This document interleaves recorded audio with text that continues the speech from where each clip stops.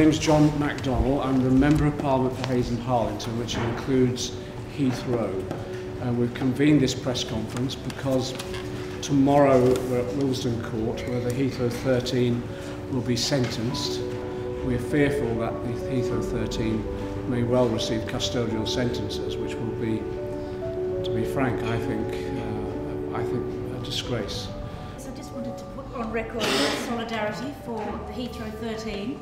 It's really important as parliamentarians, as ordinary citizens, as young people, and I have a group from a local school with me here today who are really inspired to hear this story and to hear how brave so many people have been in standing up for what they believe in. During our trial, we argued that our actions were reasonable, proportionate and necessary in order to prevent death and serious injury via air pollution and climate change.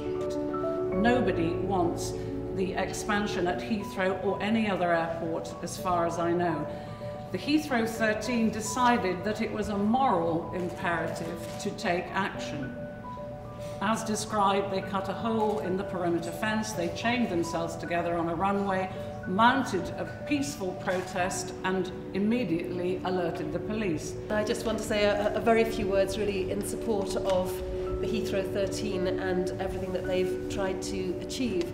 I am deeply worried about the criminalisation of peaceful protest. I think that what's happening here is a deliberate attempt to put people off taking action, put people off even taking part in demonstrations. And yet that is a really important tradition in this country. It's an important part of our democracy. So I want to be here to uphold both the principle of peaceful direct action, but also the particular focus of the Heathrow 13, because if we're talking about real threats that we face today, then the threat of climate change has to be the greatest one that we face. We support the call for 2016 to see a groundswell of escalation in the climate movement, with more bold, effective and disruptive action to transition from fossil fuel culture to a safe, clean energy. It's become necessary to break the law to prevent climate crimes.